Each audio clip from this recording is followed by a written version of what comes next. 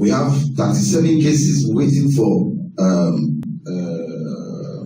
the law courts to take verdict, and then it will be disheartening to know that some of these people, some of these perpetrators here, you can still see them on the street of Freetown roaming about. It's the office of the Attorney General who peruses the files and profiles the charges. Most times, we send those files to that office, they are spark clear. To have those cases, lots and lots of them. And then again, sentences and fines for those convicted of prostitution, like I've said earlier on, they are very minimal.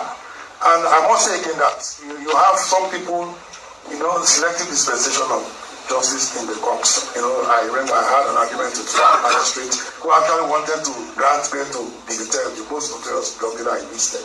I challenged that and I said to him, choose between your job and raising that particular matter. I raised the issue up with the Chief Justice and the court's attention. They were saying, well, now make the court. You are the president of the court, but you are limited in what you do.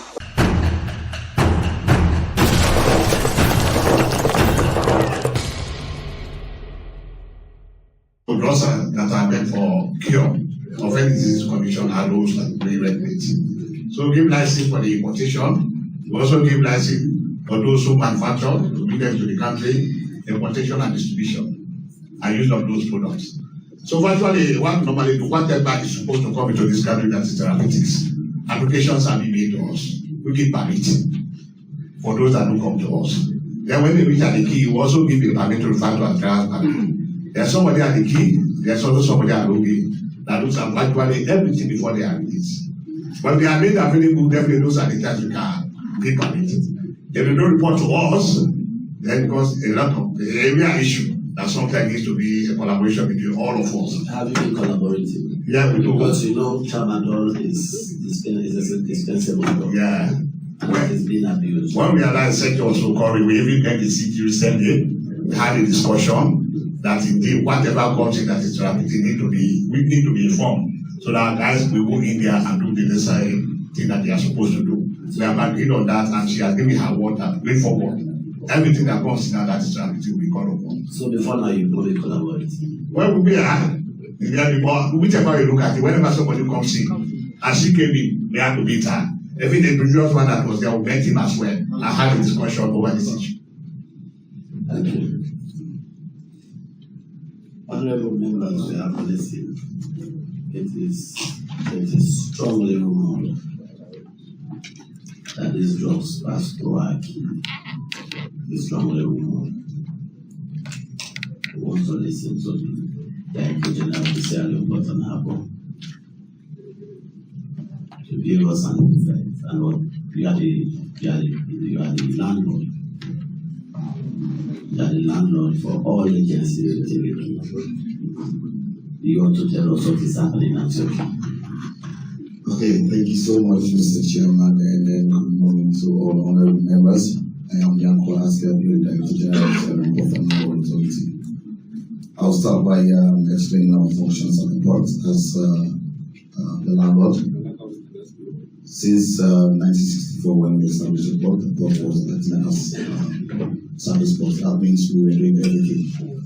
But we changed our act in 2010, 2015. Basically, we were doing the role as service port, but we were actually doing the role as landlord port, but our act was not telling the truth.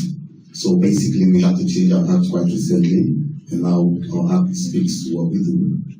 So, in that light, we have various operators at the port, starting from Pharmacy Board, Police, CCOM, and the likes. I will not go through the successes that we have made so far. This is not the first time that we have been engaged by extra people coming to the port asking regarding that we are having Class A goods passing through the port.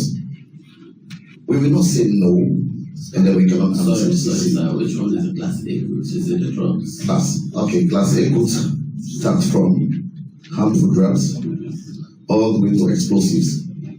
So we have different ways of handling them at the key. So today we are here talking about drugs, so to say. As the previous speakers mentioned, that this Kush that we are talking about comes in different pieces, meaning acetone as well as marshmallow. the pharmacy board have made very clear that they have laws and they give permit to some of these people coming in with these drugs through the port. And then I remember vividly when I was the deputy at the port, I was in charge of championing all illegal goods entering the port.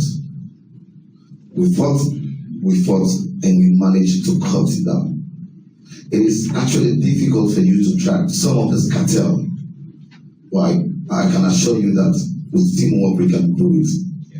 So, 4 months back, we have not got any evidence or any catch regarding Kush from the port because of the mechanisms we put in.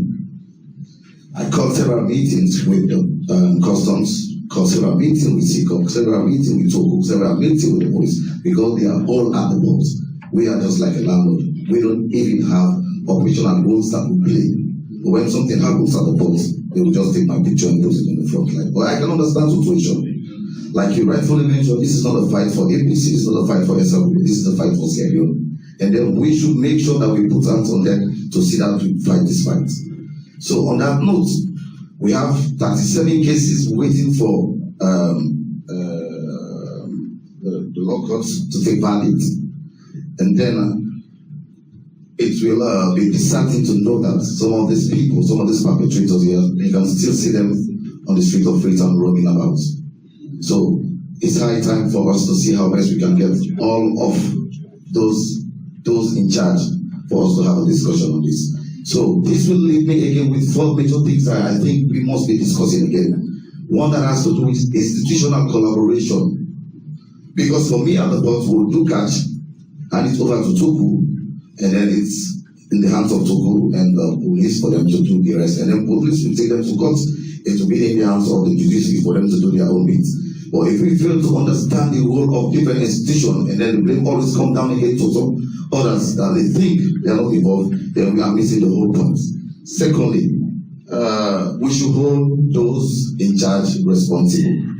We have a lot of them in this country roaming about without doing anything to them. So if you are chasing the port, you are chasing customs, you are chasing NIA, you are chasing pharmacy board, then we are getting the whole thing wrong. You know how many porous borders that we have now? You know how many jetties that we have in Freetown? You know how many roads that are leading to Sierra Leone that we have in Freetown? But when something happens, they say, yeah, it comes from the port. So it's high time for us to change this narrative. And then the third one has to do with, again, even the parents that knows that their children are taking this, they have responsibility again to play. Because if you are blaming those coming in with them, and then you leave your children that is under your auspices that is taking it, then you are getting the whole thing wrong. So it's high time again, honorable members and Mr. Chairman, for us to look at certain critical things that will bring this thing to an end. Finally, I think there are laws to certain things. We need to look and invite the laws. Laws to punish people, laws to give again value to people to come in with harmful drugs. I think I'll rest my case here for now and then listen to the conversation, and then I'm here to answer any questions. Thank you so very much. Thank you. Thank you. Thank you. You said we have 37 cases with pending judicial action. Yes, please. We want to have a full detail of these cases. And again, no, you see, we'll come back to you. Okay. We also want to know if the acetone and the marshmallow passes through the key, and if they always have clearance from the pharmacy board. And we want to know who the pharmacy board gives clearance at the end of the day, because if the composition of the Kush is acetone and marshmallow, as have been said by CMO and DG, we want to know who gives clearance and who are the importers of this acetone and marshmallow. NRA, you are collecting our taxes, and we believe whatever tax you collect, yeah, whatever charges you put on goods, these are goods that have been declared to you, and you have proven beyond reasonable doubt that these are goods that are worth taxing. they call it an engagement leave because you can also be affiliated. We believe you cannot tax goods that are not taxable, whether or whichever monies they are bringing. The fact that they are not supposed to be used there, you should not tax them. And the rumor is also very strong that these goods, the substances are passing through our keys and they are principal in the clearance of our continent and Pakistan.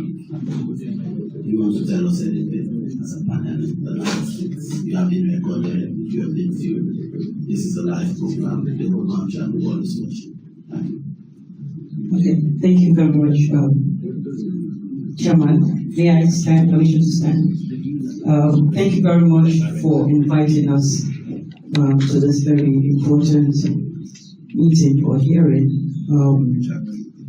It is high time, I believe, that we declare war on Kush because as a mother and also as a citizen, I think it's important that we address this issue or begin or continue to address this issue. And I hope that at the end of this meeting we'll be able to come together with some actionable recommendation.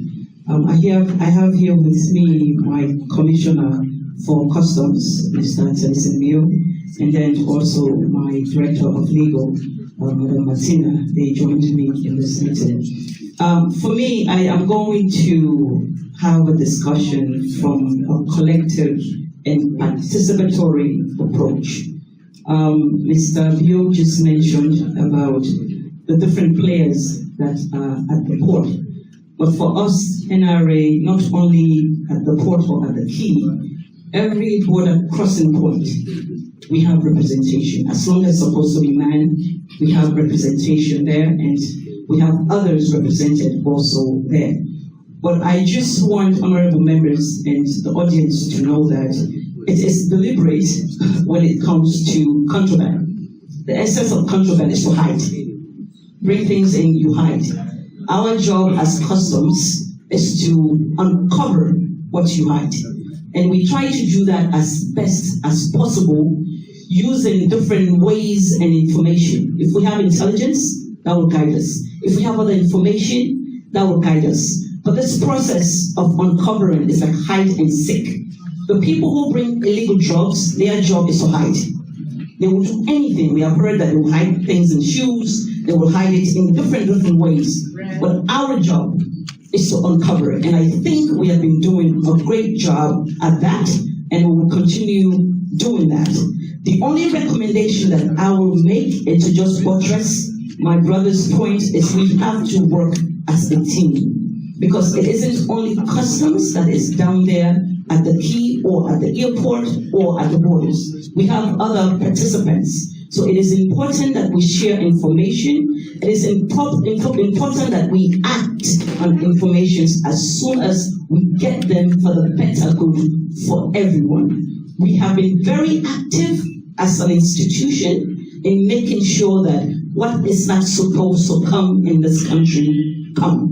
So I will continue to make a commitment to you, and whatever we resolve to do here today, just rest assured that NRA will continue to participate, NRA will continue to lead, and we will continue to do our best. So we'll ensure that this menace is controlled, and not only controlled, but eradicated in our country. Thank you.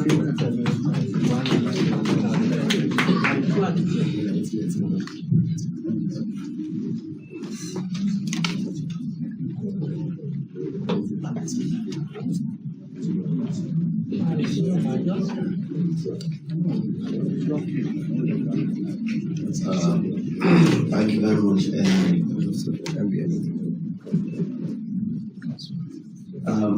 NRA, have you ever captured illegal drugs? If any of the border crossing areas are hidden, have you ever? Yes, sir. When was the last time that was done? I know clearly sometime last year we intercepted contraband And the record will show that we did that in collaboration with others. And Togo ONS was there, because usually when that is done, we put them on the login key. Last year we did that, and then as recently as I don't know, earlier this year we did, but we do it in collaboration with others. Did you inspect all the containers that you use? Well, no, we are not able to do that. That's why we have systems in place. We have a scanner. We're able to trade facilitation. If we're to inspect all of the containers that need the key, it will take a while. So we don't do that, but we act on intelligence, and then we have the scanners that help guide us.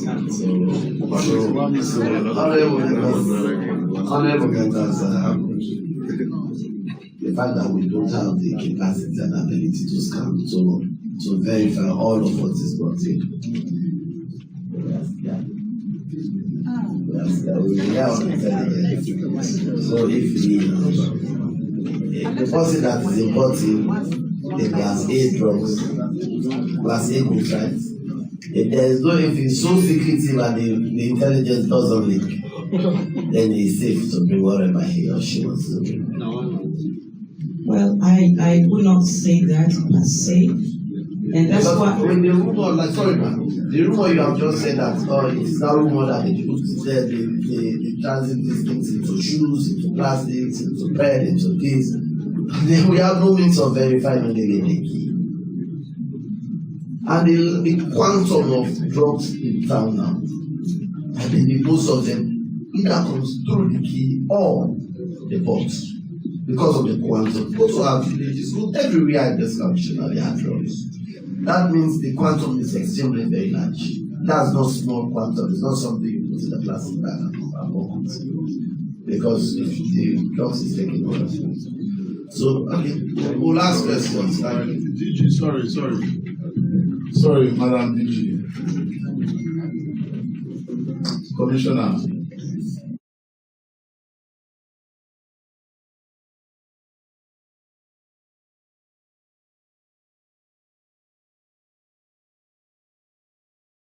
Are you aware of the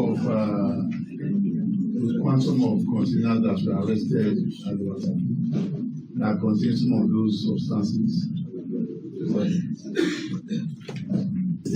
I think I did mention that last year. Okay, thank you. Where are the containers? I'm sorry? Where are the containers? The ones that were arrested.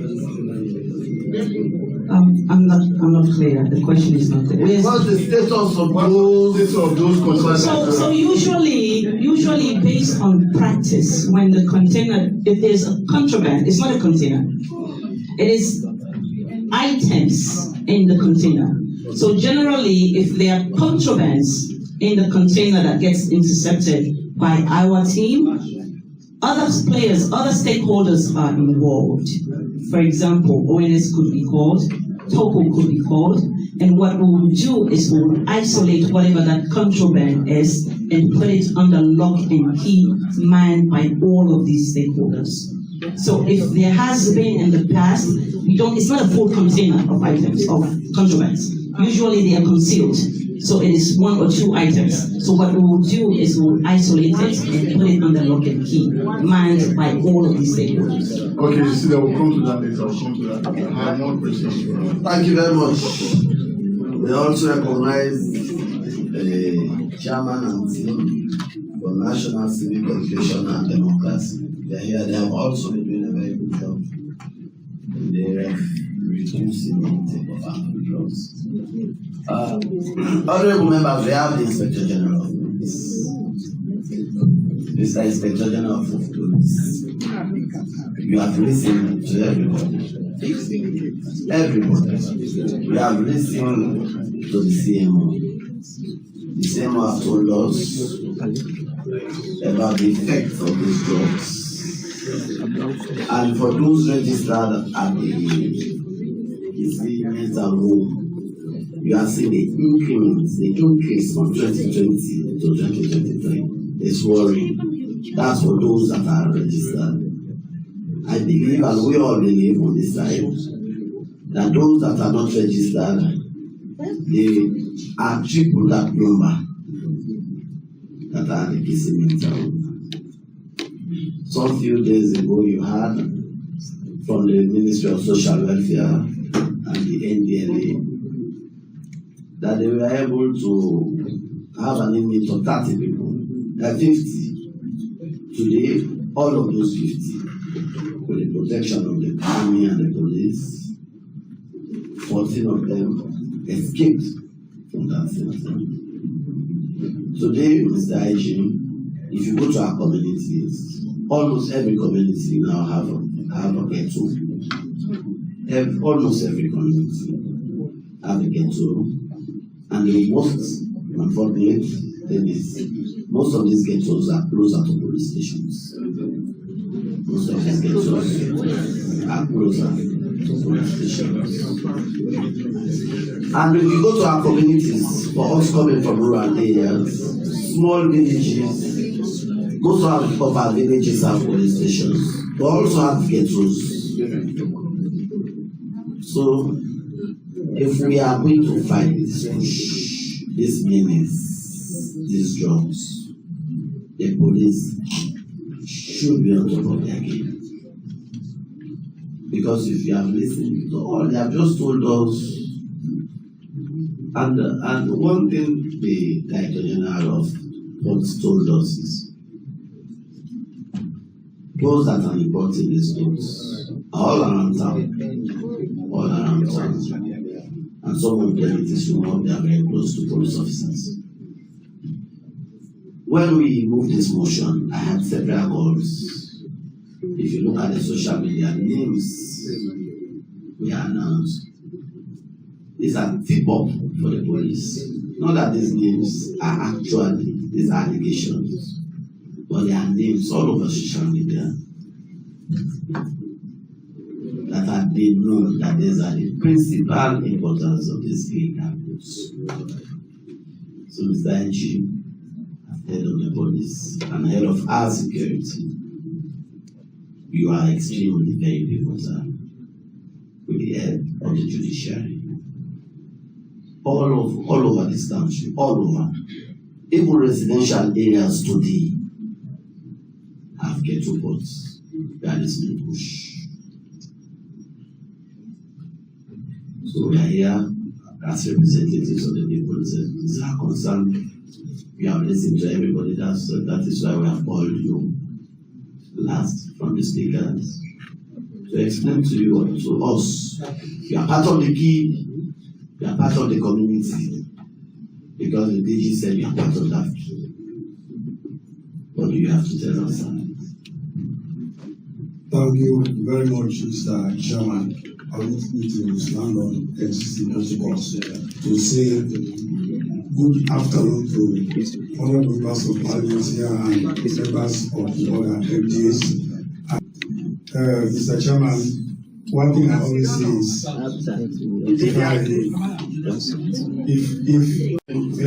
yes, Mr. Chairman, for me not to take questions. to do someone else, because we police officers, we clean this up. In 2010, I was in Abuja. We attended an emergency summit of security chiefs, how to restructure the Guinea-Bissau police and the Guinea-Bissau army. I represented the then Inspector General, Mr. Francis Moon. So we do those activities that have to do with drugs and everything, human trafficking, money laundering, all of those things. That's why TOCO is there. And TOCO is a multi-sectoral component. Everybody who has spoken in this room has a representation in that particular body, which is stationed at estates. The first quantity of marshmallow was intercepted at the freight section of the airport.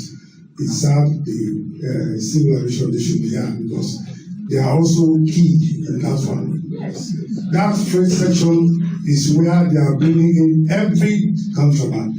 They will bring in seals, they will deliver it sealed. When I was in the Director of Crime Services, I insisted that we have a police representative at that particular container section or freight section at the key.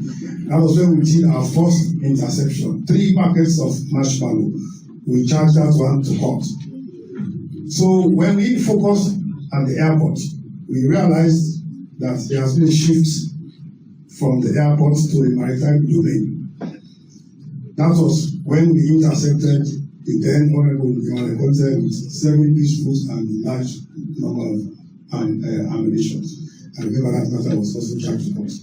So those 2 incidents, especially the one at the key, prompted the sector, the security sector, to establish what we call the CLIN, Sea Cooperative Project. That's a French-funded project which is aimed at curbing crime which takes place in the maritime domain. And I want to say that since we have an office at the key, and everybody, like I said, who has spoken here is represented. It's a multi-sectoral approach. And during that time, from that time to now, we have arrested in Nigeria with 37 cartons of tramadol at the key. He was charged to court. And we also found him, when we went to search his accommodation, we found $34,000, all in fake dollars. From 2021, when we sent those fake dollars to the bank for them to examine and report, the report is still on the way.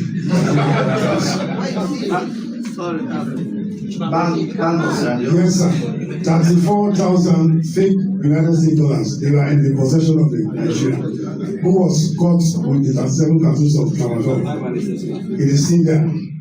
So going forward, we stepped up our intelligence collection together with all other partners to look at these drug issues. So from that time to now, I have a good number of data in this file, just to briefly explain to you exactly what we are doing as a police. Recently, at the key, of course, we've intercepted marshmallow, we've intercepted acetone at the key. The records are there. Recently, we intercepted about 102 cartons of tramadol at the key. That one we just latest as I think it was December or January this year, last year, this year. We just bought that set of drugs on the 17th of February. We sought all. Yes, and we bought everything. Yes, and the media was there. The media was there. That was done in the presence of everybody. We have decided not to put this on that route. We have decided that I was told by the MPs and the clients that we should place every speaker on that route. Mr. Chairman, you intercepted 32 cartons. 37 cartons of tramadol at the key in 2021. Recently, 102 cartons of tramadol. Yes. On the 17th of February, there was a huge burning exercise after we got the clearance from the law officers for us to dispose of all of those. 102. Yes, yes, I will tell you for sure. No, I'm not saying you are not on it. I'm just asking that all 102 we are on it. Yes, that was done in the presence of everybody. The pharmacy board was there, NGLA was there, ONS was there, everybody was there. And in my time as Inspector General, this is the second time we are burning drugs at Toku. On all occasions, members of the fourth estate are always present. Everybody, every partner who is involved in this fight against drugs is present. Just yesterday morning also, we intercepted 5 cartons of tramadol in Bo. We have present in our custody 3 people. They are being brought to Freetown for further investigation. That is what we are doing, Mr. Chairman. For us, the fight against drugs should not be limited to the police. It goes beyond us now. Like I said, it should be a holistic approach involving other ministries whose activities are lined up with ours, religious leaders, traditional rulers, community people, members of parliament. Everyone should know. Even parents, like one speaker said, parents, they have a responsibility to check their children. But if you go around, you see some parents don't even have time to check what their child is doing in school, let alone to check where he goes or who he keeps company with. So for us, on a daily basis, that's what we do. These records, I will give you, Mr. Chairman, look at it carefully. You see what we have done. These records are coming from across the country. The 6 administrative police regions in Sierra Leone, all of them, I asked them to submit records. For the most recent 6 months, some submitted from January 2023 to March 2024 is there. And if you look at the records carefully, you will see the fines that are levied for those arrests. We have targeted key drug barons. For example, there was a popular drug baron at Monkeba, they call Bilitem. Yes, presently is behind bars. He has been granted bail on 2 occasions by the magistrates, and I have stood my ground that if you release him, I'm going to arrest him and keep him in the police station. Anytime he's going to work, I will take him to court. So on 2 occasions, he has been taken back to court after he has been granted bail. I looked at the minimum fines they are imposing to the courts. I took that up with the then Chief Minister, Jini Safar, and reported to the attention of the then CJ. And magistrates were called and advised to look at the laws carefully. We are lucky we have the laws. We have 2 laws, the Pharmacy Act and the New Drug Law of 2008. The biggest one is the New Drug Law. Most times, that one is very strong. It has provisions for seizure of property as long as it is established that it is proceeds from the sale of drugs. But our courts are not made for that one. Before that, what you do when you charge somebody to court for drugs, how can you take somebody to court for the lawful possession of 1 bag of marshmallow and you find him 1 million or 2 million? You walk out of the court swinging his hands. So we found that challenge. And that challenge, I raised that man with His Excellency and was very passionate about it. He gave strong orders for magistrates to sit up. So for us, we've come to a few findings. Like what our speakers have said, the Kush is actually manufactured locally. The marshmallow is imported. That one is imported. It's not grown in this country, it's imported. And that is why one of our recommendations would be, whatever it takes, at the key, there should be a 100% search of every container coming in this country. We should do that one. Otherwise, we are going to miss it. And that is why we have the CPOP established at the key, because we realize criminals have shifted from the landscape to the maritime domain. So for us, this push, the other precursor chemicals they used to manufacture push, like they said, acetone, other issues. For us in the sector, what we have done, we have set up a monitoring system. There are industries in this country which import precursor chemicals. So what we do, they are cleared by a pharmacy board to import and the quantity they import. Then there is a mechanism for us to check how that one is being utilized. So periodically, we put a team together to go around to all of these factories which import precursor chemicals for them to give us statistics of how they are disposing of those precursor chemicals. That one is ongoing. So for the other drugs, we are not focusing only on Kush, we are also focusing on cannabis and all of that. 2 weeks ago, we brushed 2 farms in the hills around the states.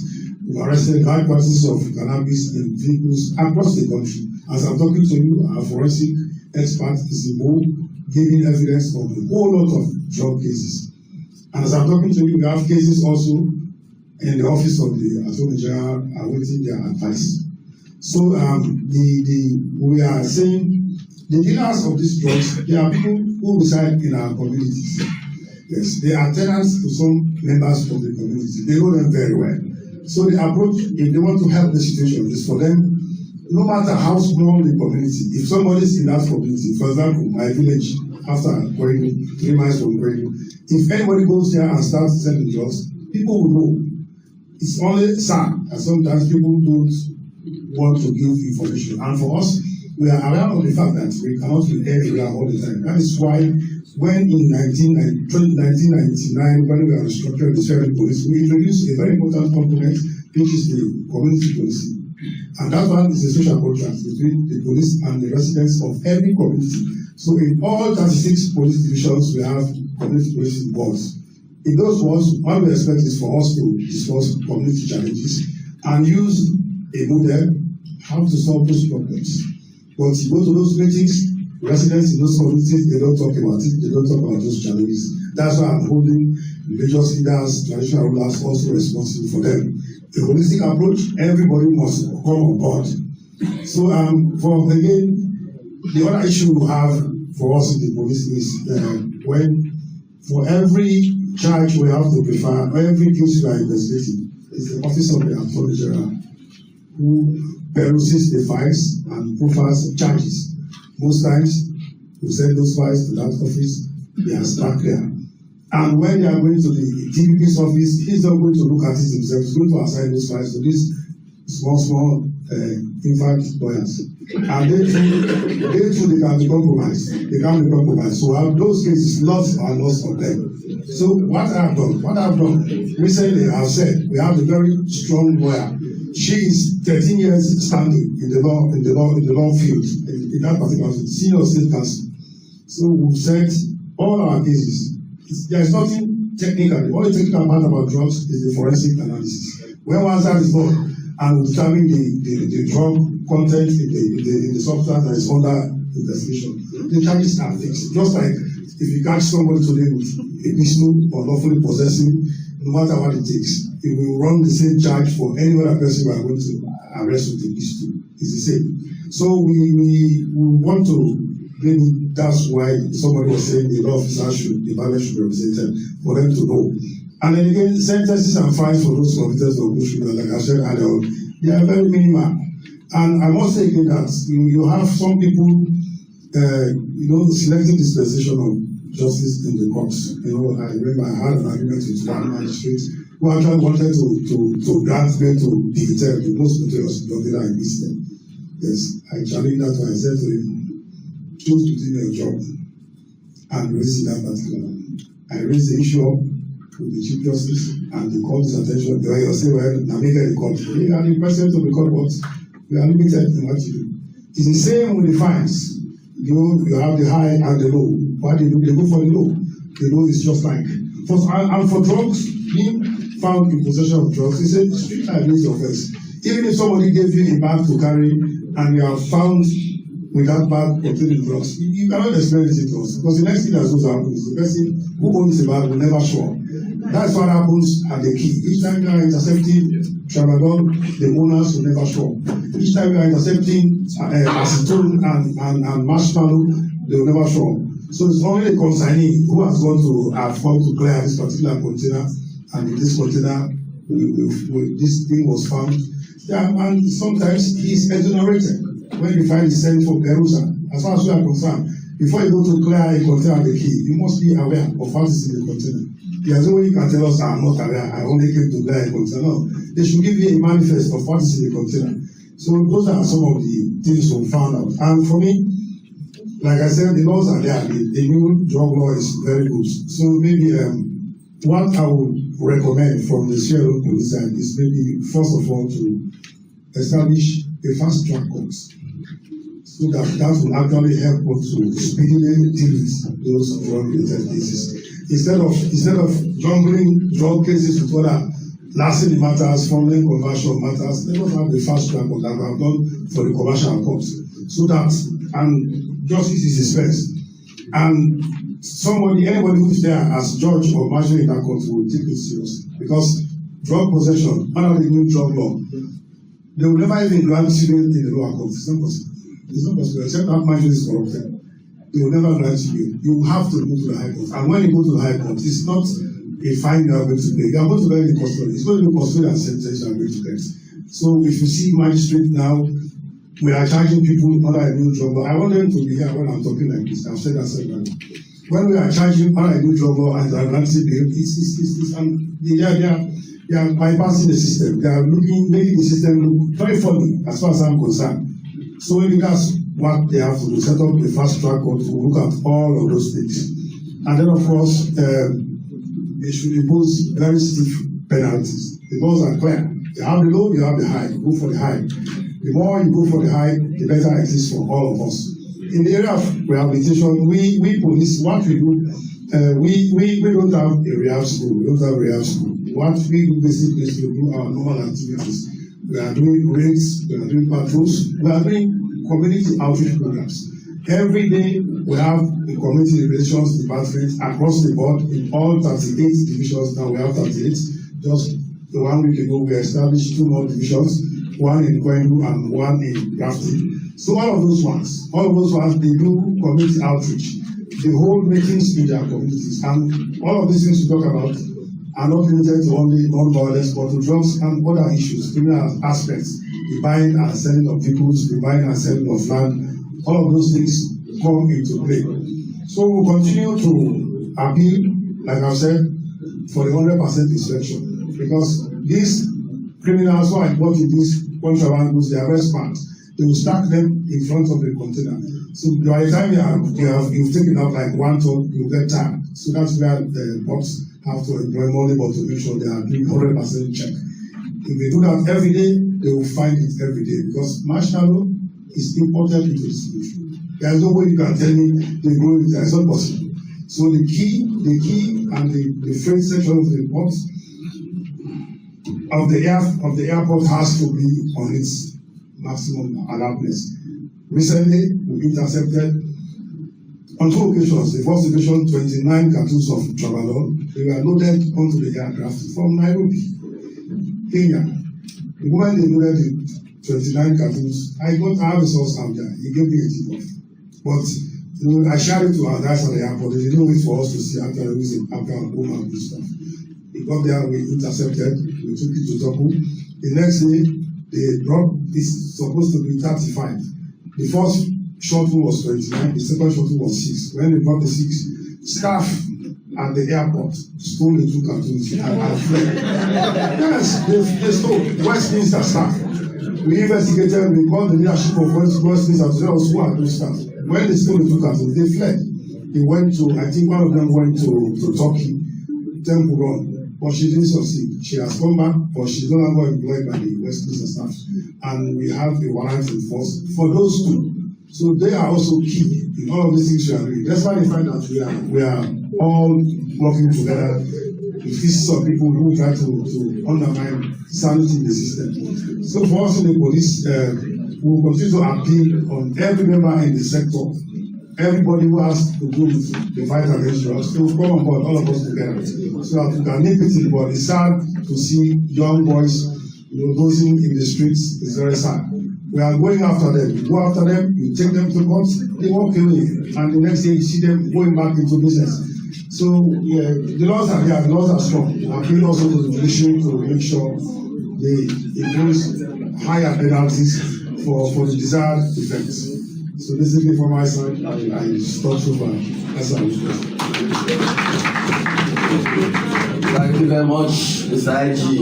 Huge allegation on the ports. Huge allegations. Thankfully, the journalists, please. Thankfully, we have the DG. We have Mr. DG on the ports. You have listened to the IG. Very huge allegation. The director, the commissioner of customs. Allegation, and you also have staff at the airports. So the allegations around, I have said, it is rumored that these drugs are imported, and the IG has confirmed that these drugs are imported, and most of them pass through the freight or through the ports. It has been confirmed. So we have a lot of talking to do to us. This is coming, we have listened to the IG, the director of the Customs Commissioner here, they are in charge of the ports. I don't know if they are in charge of the airport also. They are also in charge of the airport, so we have a lot of talking. We should be sincere to ourselves. The only means out of this is sincerity. If we are not sincere, if we try to cover up, we will not be helping ourselves and not be helping the situation. Because we have listened, everybody has listened. Please, if you don't want to be part of the meeting, leave. If we are not sincere, if we cover up, we will not be doing justice, we will not be doing good for the nation, for His Excellency the President, and for government. And for the people of Salone. Everybody has been sincere to us. The IG has told us clearly that marshmallow and acetone are not planted necessarily, they are imported. They are imported. They either pass through the ports or through the freights. And all of this, that is why we have decided to call NRA. And the Director General of the ports, they have listened to the allegations by the Director General. And a lot of court things have been taken place. They told us they arrested 102. They told us they arrested 37 Tramadol. And he has confirmed to us that if you diligently do your work, every day you are supposed to catch something. And that's what he has told us. If diligently, Mr. Customs Commissioner, if you search the IGC, if you search every day, we are supposed to have something that will be arrested. If you search, that's coming from the Secretary. So, honorable members, we begin with. You want us to the search? Let me begin with the chief. We ask questions, please let us ask. Okay.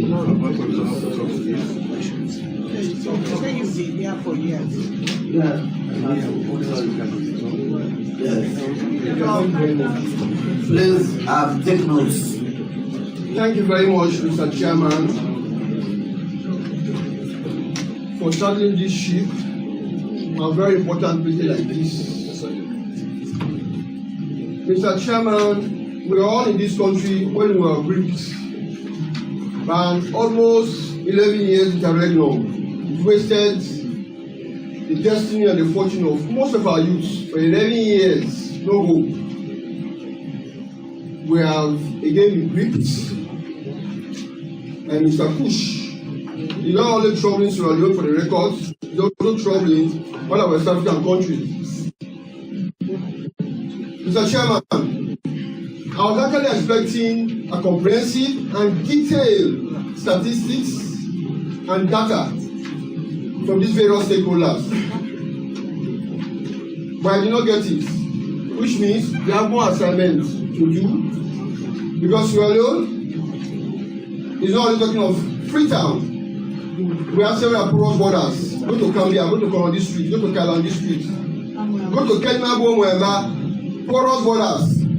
Those statistics, the data I was expecting, will help us to make informed laws. A motion has been raised, seconded, and this piece of information we've gathered so far from these stakeholders will inform us to make better laws. For your records, look at section 73(3) of this constitution.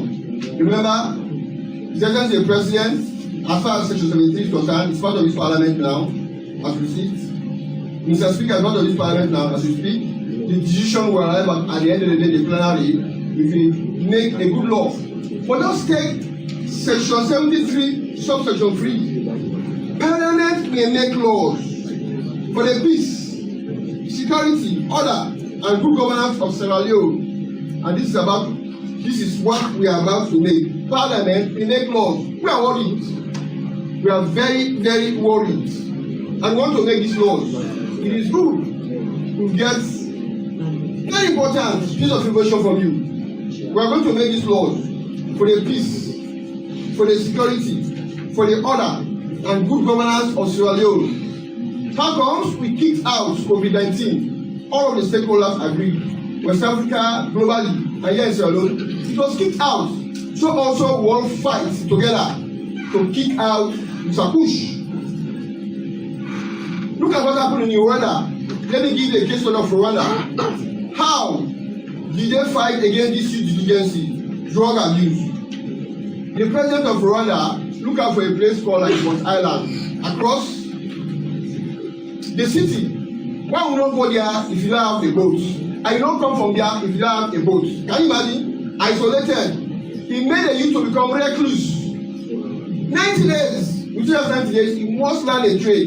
And it's good. NIA, I'm not seeing here because we are expecting all the monies to come if we are to build facilities for carpentry, nursing, painting, etc., let us give us the money. We will do.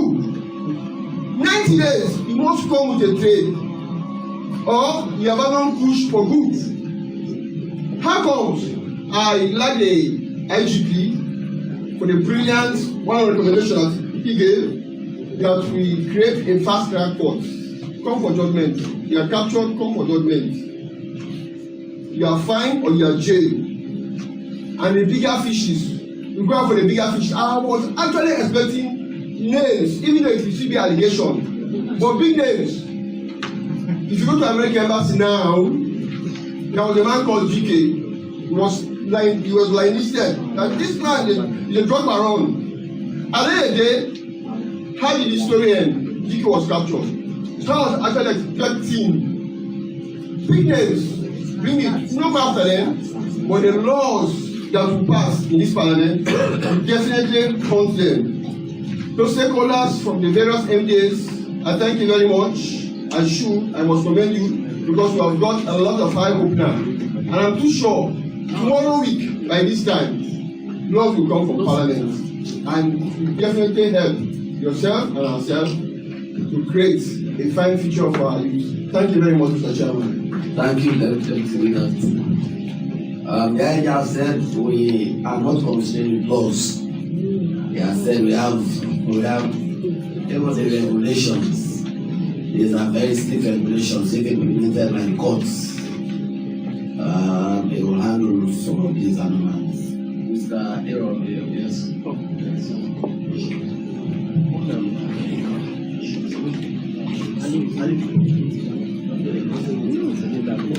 Yes, thank you very much, Mr. Chairman. I want to join you and other colleagues in expressing sentiment in the discussion on the floor.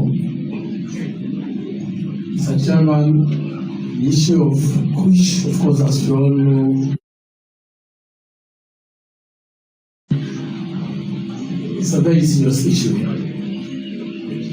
But in the midst of the challenges or in the midst of the problems that we have as Salonians, one thing we can always celebrate is our ability as Salonians to always come together and fight as citizens to combat any situation that faces this country.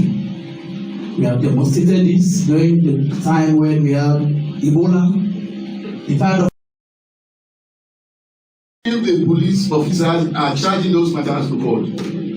The other thing I want us to know, I'm glad the chairman for civic education is here. And one thing we need to know as politicians, let us stop calling the law enforcement officers to release our subjects. Because most times when those arrests are made, it is us the politician that will start calling the IGs or start calling the director, let's do something, what do you have on the This is one thing that we have to do. We have to stop doing. So, honorable members, I'm happy that we are all in this fight together. And the other day, I was all over the executive director for drug enforcement officer was all over the social media. Please continue that work. The moment you go low or you step down, the more we have increments of this drug abuse.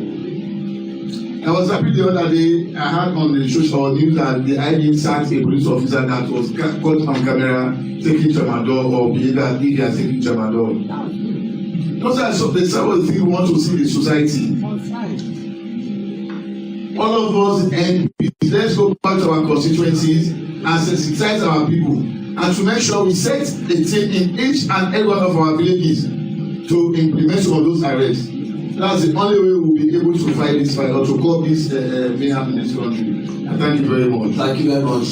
Honorable Dene. Yes, after Honorable Dene, we have Timbu. Honorable Timbu. Yeah, thank you very much, sir. And I want to thank Nkechi, for the IG. For the IG. For the presentation. You used to be the IG. Thank you.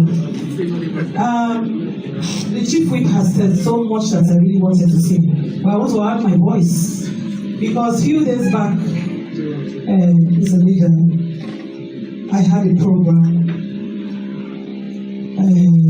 that has to do with women and children, the International Women's Day Celebration for Parliamentarianism. In that meeting, Mr. Chair, a lot of interventions has had to do with this Kush. How, as a woman and as a leader, how or what will be my intervention in relation to this Kush? Mr. Chairman and the IG, women are crying painfully for their children. This fight has to be everybody's business now. If we had fought very difficult fights in this country, the war, we came together, we ended it, like others have already said. The COVID, we have fought that fight, we have won. The Ebola, equally. All this, we came together.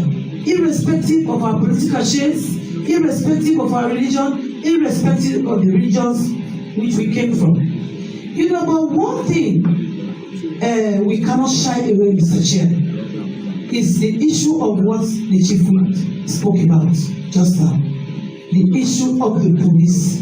IG, let me don't shy away. Your policemen are like, I don't really know, but I want to restrain myself from using the word that are disgracing the police. They are not the forceful group. They are not. If I am to grade the police without shying away from the fact, I'll give them 2 out of 100. 2. Believe me. No, I am coming. Allow me to laugh. This is coming from me personally. From me personally. And I have rights to my own personal opinion. I said if and only if I have the right to grade. So no, I am saying this because we don't want to fighting in terms of fighting drugs. That is it. I'm talking about the drugs. So this I'm saying in that direction. Because I have seen cases where, like in Po, I'm coming from Po, I've seen cases where people have decided to become an outlaw. They name and shame them, people know them, they take them to the police. They do not even take 5 minutes. Oh, you got go now, so person. Okay, no, make another. Okay, go, they go with some this. Let's go to place with respect to this. We are saying this because until the police actually step up their activities, they become proactive and become the force that will really rely on to protect us. This thing will hardly stop.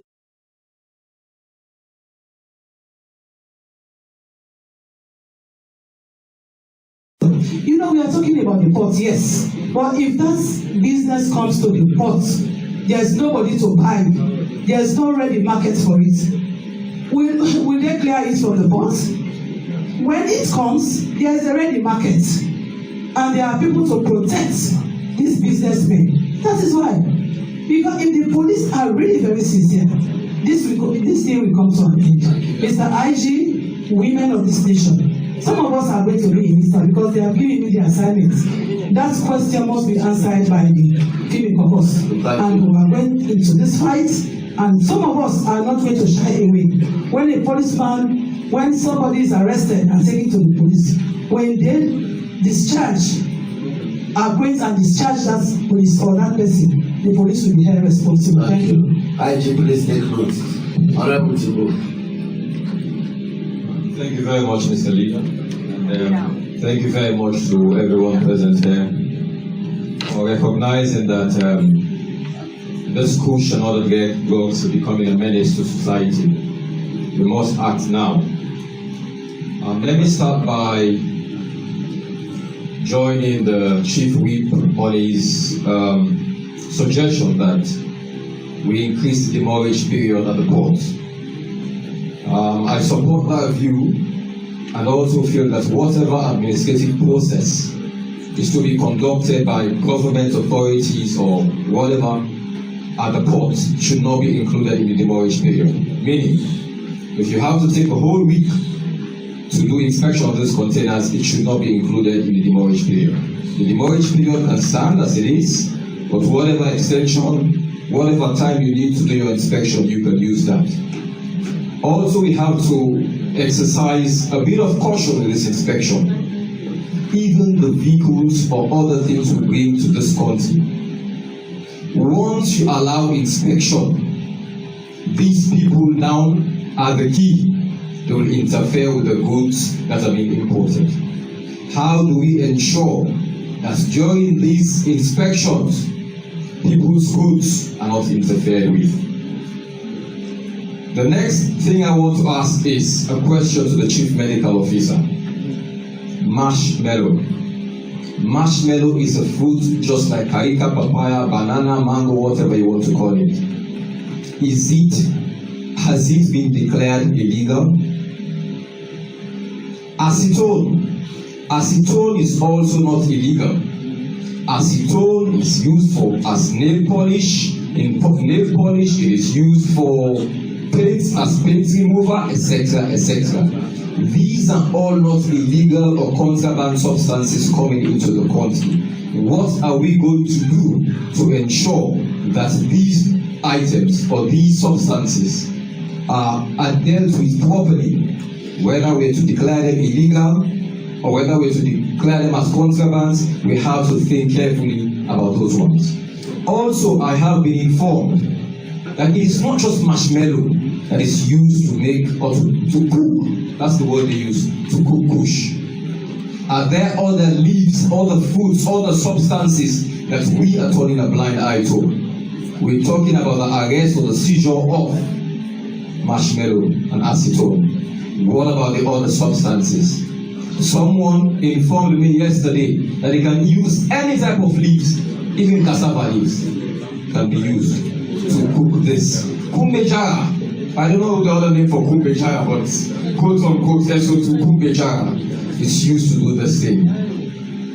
Again, the statistics read out by the Chief Medical Officer in 2020, it was slightly over 200 inmates people in just one facility.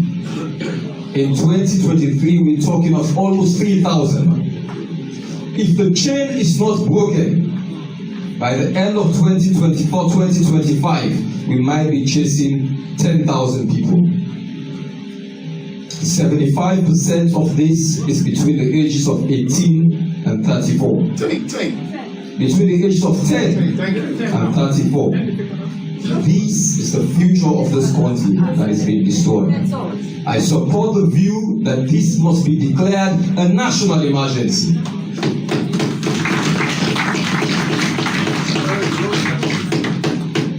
Mr. Inspector General of Police, the buck stops squarely with the police force. It stops squarely with you.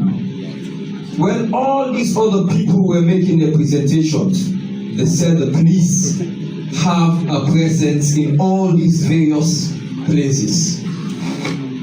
Mr. Inspector General of Police, if 200 has turned to 2,955, I beg to say, you're failing.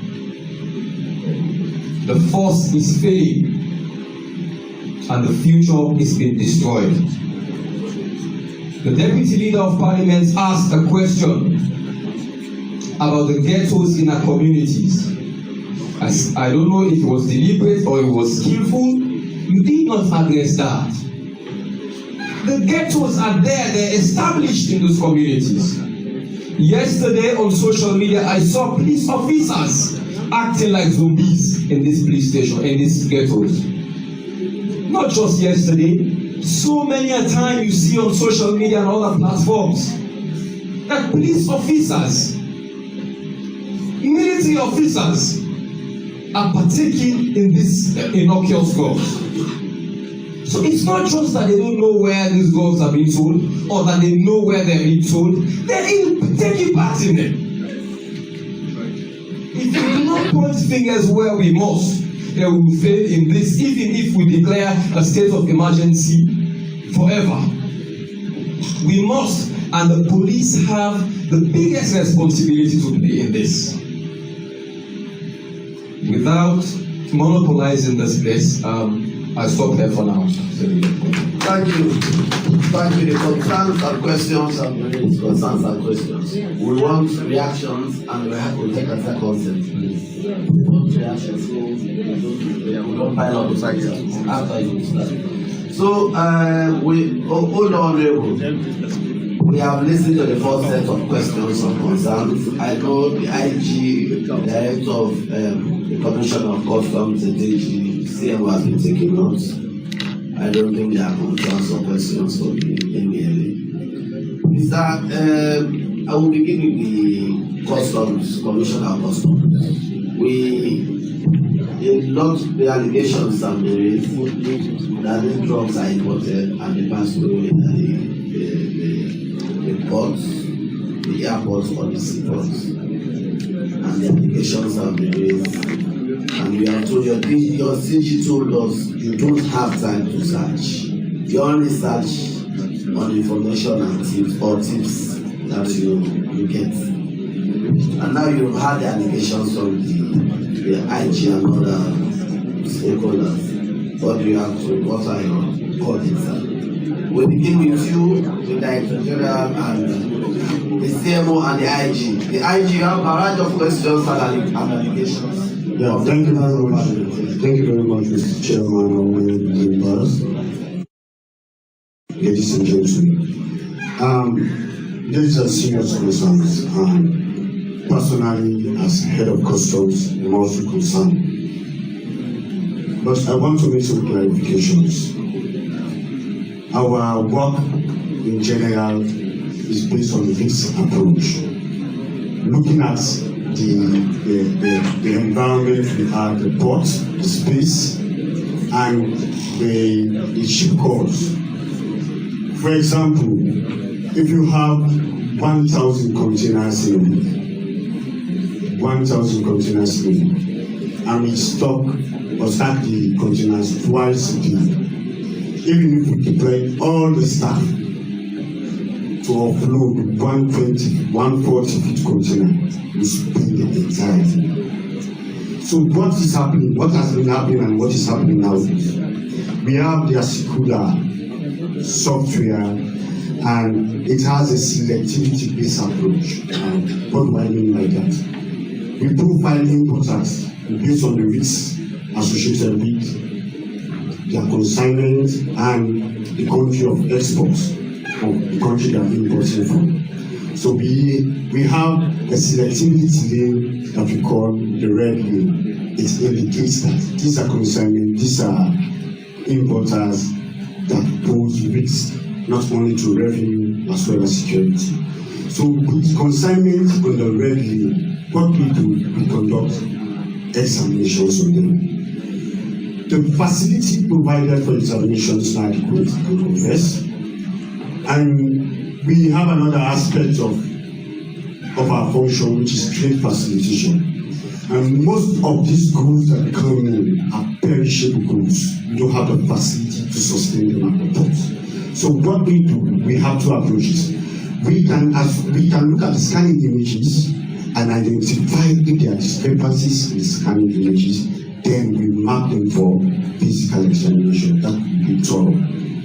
So we do site examination because it is provided by law that if there's a request from the importer that I want my consignment to be discharged at my warehouse, we send representatives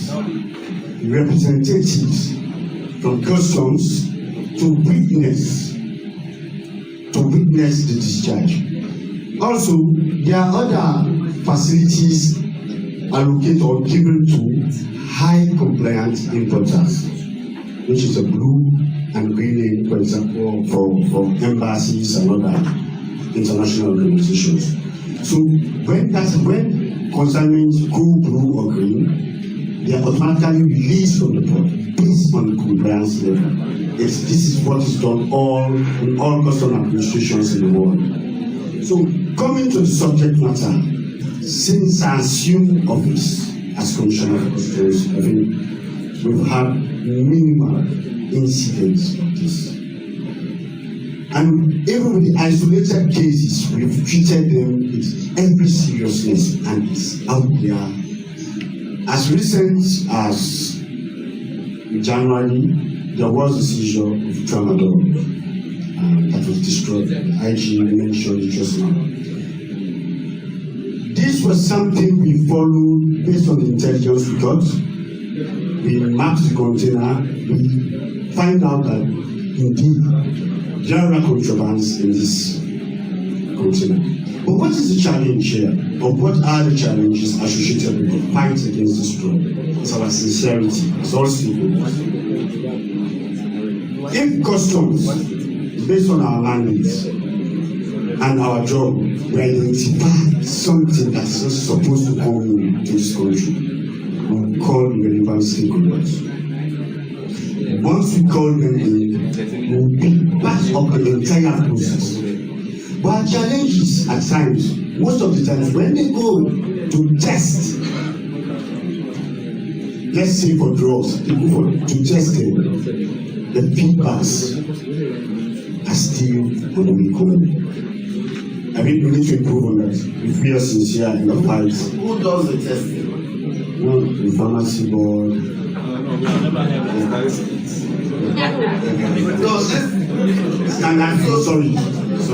Standard bureau, sorry. So do we solely rely on standard bureau when you we don't have the expertise or we don't have the capacity. So I'm asking, who does it? Is it standard bureau alone? No, we also yes. Or the police? The police also. The police is there. Are you afraid? No, that's why I'm saying all stakeholders. I am just trying to explain the process. But that's a major challenge for us all. So because you mean like they don't it's them when they say they don't come back to you. No, that's what the back of the So we're not getting feedback. He said something extremely very important, honorable members, that they do their own job and they hand over to other institutions for testing and prosecution. Yes. That's what is led by the police. Yes, you said we should be. Yes, and that's what I'm saying. Thank you. So, if we are getting feedbacks, it helps our profiling processes because we do profile customers or importers on a quarterly basis. So let's say because importer A has been found wanting of a particular consignment. So what we do in our next profiling, we map that particular importer as a high-risk customer. So whenever the goods are coming, or whenever is importing goods, or whenever the agent assigned to him is working on the declaration, we pay close attention to it. That brings my attention, let me inform you again. Another challenge we have is the business registration. We have CLINs operating in our economy. People register businesses. When you want to trace the addresses, you can't find addresses. So when we want to do our profiling, we find it very, very difficult to profile them. Businesses without address or fictitious addresses. Fake addresses. Or zero addresses. So if sorry, hold on, Mr. Chairman, I'm investigating some contractors at the Ministry of Defense. What Mr. Berry said the same thing. Someone said, so to the post organic business in America, this organic is sitting in Australia, it's sitting here, but they register their business and they don't have address. So sometimes it's very difficult to look for those business addresses. So I think as customs, these are also some things you have to take very seriously. Otherwise, the taxes will be going in vain. Yeah, these are our concerns. We are bringing it here because we are doing someone to explain things. So these are all challenges we face in terms of making our work very, very easy for us. Like I told you, we cannot open 1,000 containers and we cannot stop the ship from going to discharge and shut down. Thank you very much, Mr. Commissioner. Is a recommendation by the police. That's a very sincere recommendation that the IG wait, you are going to wrap up this. You have the data and the allegations are you are the questions. Let's listen to the CMO. A few questions for you. Thank you very much, Mr. Chairman, honorable members. Permit me again to stand on existing protocols. I have few things. One on the public health agency and agency now, and why not the public health emergency, and then what is happening elsewhere, and then the issue of other acetone or marshmallow and other leaves or so. So I will start with what I said. The data we have, given that the Sierra Leone Psychiatric Hospital is the only psychiatric hospital we have in the whole country. And even the data I shared, I even didn't give you everything because we have even disaggregation by urban and even rural areas. So even people that are outside Freetown are part of it. So in reality, just like how you do any research or so, you use a sample frame or sample size to interpolate. So what we are now doing after when we looked at this data is currently we are undergoing a countrywide survey, which we hope to end in the next 2-3 months to really get the prevalence of what we have. That will actually give us a very strong epidemiological backing to either declare whatsoever we want to. For the public health emergency, that survey will be part of the information because there are ways to declare. There are those that are of outbreak potential and there are those that you need information. You understand? So we have to gather data very well before we can go into that. But we'll discuss with the Honorable Minister, but then also we are thinking that in the area of this, the leading agencies have to take the lead and then we'll have to support them. Yeah, it's not, because health is just a consequence of what is happening. So we come in at that point. But when we are the beginners, we always take the lead and then we would have done that. But we'll work again, as we say, with interministerial and other areas to work. For the issue, and I heard my colleagues talking about testing. We have limited facilities in this country. We can do drug toxicology, and that is what others are doing. And that is why we are able to know that in that marshmallow you may have, in the powder that comes, there's diazepam, there's even artemether in it, there's morphine as drugs. What we cannot do as a nation is chemical toxicology. And that is very important for us to put us above all other things. I know honorable members may have heard last year there was an incident in Kenema where in one location people went, ate some children ate, and then some were seriously affected. We only went in and treated the symptoms. And then we associated it to a particular food, but we were never able to know the causative agents because we could not do chemical toxicology. Within the sub-region, it is rare to find, not only here. We wanted South Africa or even the US CDC to do it. They can do it in the US, but it was difficult to move the machines to here to do it. As we bring up the public health agency, we must be able, and that comes in with other needs, because The other leaves, you don't use one leaf to get a drug. What we can do, if we have the chemical toxicology ability, then we can test these leaves to see what are the active ingredients in them before we can say this is this or that. But the reality from even asking people who take the drugs or whatsoever, it is not one acetone, it is not one formaldehyde. For those who did chemistry, we know these things. We use them in the labs, we need them in the chemistry lab, we form them. With all the mortuaries use formaldehyde and other things. I hope that is not the reason why they even take out the dead bodies for the formaldehyde that we use on them. If they get it shortened from other sources, maybe that's why they're even digging the graves to get the formaldehyde. But it's actually a mixture. So as somebody said, you can stop acetone, you can stop formaldehyde, although we need it in the mortuaries to keep our bodies. You may stop all the others, but it is not the individual things that we are stopping that makes the Kush. And because people have realized that it is combination, so one Kush here is definitely going to be different from the other Kush here.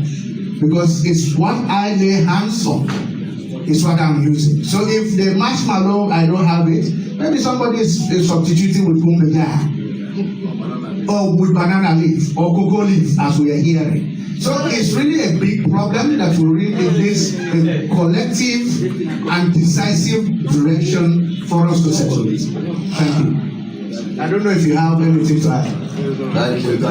Thank you. This is the beginning of the meetings. I think we should have several of these meetings and map out strategy. Let's listen to the landlord. Lot of allegations. You denied before now that you had the allegations from the police. Thank you so very much, Mr. Chairman. I actually just want us to change the word allegation to recommendation. We have cameras all over the place, and then the IG was making mentions that we have to do 100% examination. It's quite different from allegation. Thank you. That is something I just want to make in front of camera. The allegation is these drugs are important. Yeah, it's not an allegation. Please, sir. So basically, like I explained to you, our role as a landlord. Our role as a landlord. We as a landlord at the port, our role is to create an enabling environment for all other operators to perform their duty diligently. Mr. Chairman, I think, Mr. Chairman, the truth is going to stand the test of time. I'm so happy that now we have shifted this whole meeting out to like a talking session where everybody needs to say the truth. So coming again to the side of the port, let me just explain to you the standard operating procedures at the port, from the port of loading to the port of discharge. Now, this is not the first time, like I mentioned in my first statement, that we have been called from other areas for us to answer to certain questions. We deliberately don't want to answer to vague questions because that is what is eating into the fabric of this nation. You will notice that here, you notice that journalists will start tweeting and saying blah, blah, blah, blah, blah, blah. All that's not something connected. So the standard operating procedure for us at the port is, from the port of loading, the vessel collects containers of cargo for the port of discharge. And before they load them on board the vessel, they have to go through processes and procedures before they load them. That is, they have to go through scanning again, they have to go through weighbridge, they have to go through the CTN, which is the cargo tracking notes, before they get to Freetown. When it gets to Freetown, there comes in Bolore or AGL that handles the container handling, wherein they collect the container from the vessel and pre-stack them for clearing processes. So, no sooner that happens, you'll have to notify those or the consignee that is in charge of that container. There comes in the processes again on the ground. Before the process starts, they have to go to the shipping lines again to get the deal, get all documentation from the shipping lines, come back again to the port, and then request for scanning sheets. You have another organization that is in charge of scanning. And then I just want to reiterate again what Mr. B was saying from the customs, they have to scan those containers and then position them based on zones. And that's nothing to do with the port. They position them based on zones and then take them for various examination. There comes in again other players or other operators or other stakeholders that are part of this process. You have the police, you have the ISP, you have the Interpol, you have the photosanity, you have the pharmacy board, you have customs. So you have barrage people of so for every container they do it. Every blessed container that goes out of the port, listen, they can map them based on zones. If your container goes on red zone, you have to take it for 100% examination. If it's on the amber zone or the green zone, the amber zone maybe they'll just give discretions. But if it goes green, then there will be no examination. So you have definitely different examination methods. They have on-site examination. They have on-site means out of the port. They have another examination at the quay where all other stakeholders will partake. Okay, after the processes, then they will have to release the containers to those that are involved. For sure, I'm the landlord. I will try to see how best I'll play with my words, not to shift blames to people, but we know that yes, the truth will stand the test of time. Now, coming again to my honorable was saying that the increase. Sorry. In all of those, you are both not represented. No, we, like I said, we are creating an enabling environment. What I'm saying is, so they are there.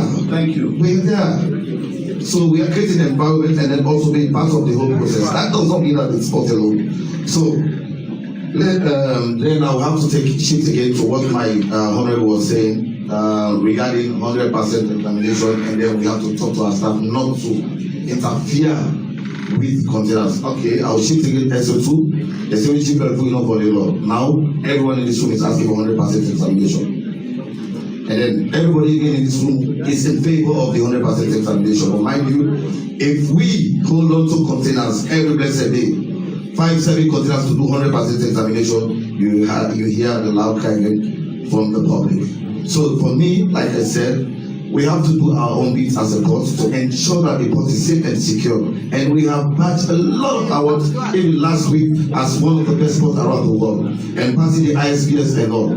So with regards to the feeling Honorable was talking about, we have to make sure that we have all areas full with cameras. We have all areas again with securities. We have all areas again access control where we have securities. So it's quite difficult for us to understand that yes, this is going on. It's like a recommendation to us that we need to do more. That's it. Yes. And then to just round up with what I want to say, we have to be true to ourselves. And then I'm just trying to play the devil's advocate role when it comes to laws. Yeah. Now we catch all the catches at the port. It was not as a result of the police going to identify containers. It is as a result of we, the port, going after containers, and then we ensure that we check those containers and then we use the catch and hand them over to police. But then if the police is liable to charge, it all depends on the charges that the police will give, that the lawyers will have to deal with. So these are some of the things that we have to be very mindful of again. We don't want someone to say, they say, oh yes, the IGP, yes, it's clear, yes, but at the end of the day, somebody is charging. Because for sure, like I mentioned, for the past 4 months, because of the mechanisms that we have put in place so far at the port, we have not catch any container with harmful substance, except for tramadol. And I was asking my colleague here if they have declared tramadol as harmful substance. And then he was saying that it depends on the milligram. And then all these catches that we have been so far, like I said, we have handed over to. So what happens again from there, we don't know. And then we are seeing these people coming around. So let me just land again, Honorable Minister, Honorable Member of Parliament, and then Mr. Chairman. It's so derogatory again for we sitting here as government parasitas or government officials casting blame on each other. What we need to do, like I said in my first statement, we have to collaborate more. And we have to say the truth.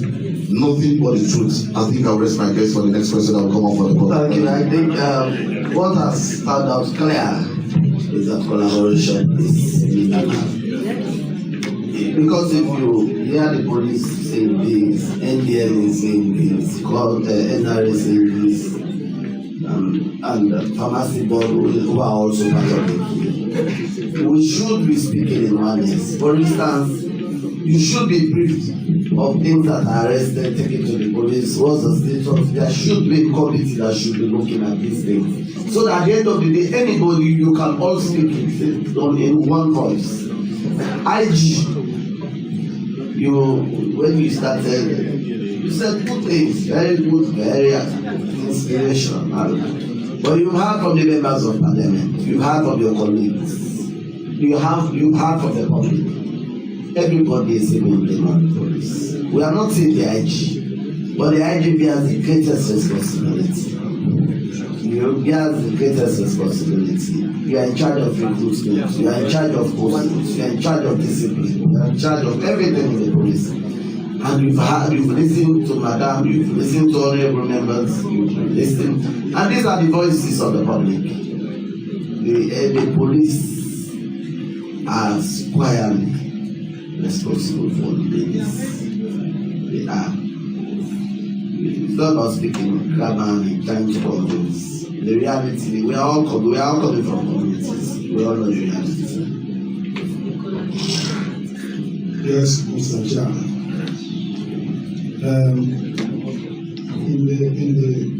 There is what we call the Transnational Organized Crime Unit, TOC. TOC was established before or during the structuring of the SLP, and it actually became active in 2008 when the Cessna plane landed. TOC is a multi-sectoral outfit. Everybody is there. We have two levels where we meet. We have the management board and we have the advisory board. Then we have the operatives at TOC Hastings. NDL is there. Everybody involved in that TOC thing is represented at TOC headquarters at Hastings. So even the CCOP and the key, every component is there. The management board of TOC is the operational wing. All of them are there. And then the advisory board is the strategic direction. So, arrest made to TOC. Let me explain this actually. There is this issue of constructive delivery between the consignees at the airport and at the key. When these containers are being checked and you see these drugs like tramadol containers, the actual owners of these containers, of this tramadol, they don't show up. They are always saying, "I consignee, I just can't forget clear for this person." Yes, you are not there when they packed it. They have come to clear a particular container, and they will give you, when you are investigating, they will give you a manifest that does not include those substances. So what do? When we impound them, we take them to TOC and it is investigated. If there is nobody, definitely if we have exhibits and there is no owner, what we do, we apply to the law officers. They give us a cover to board and report. At the airport, when we intercepted 29. Do you brief NRA and the courts? All of this.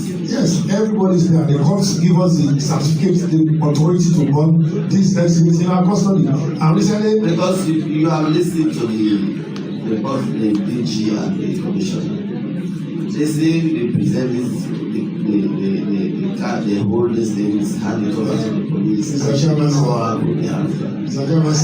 the last polling we did, like my brother on this side, the NGL DG was there.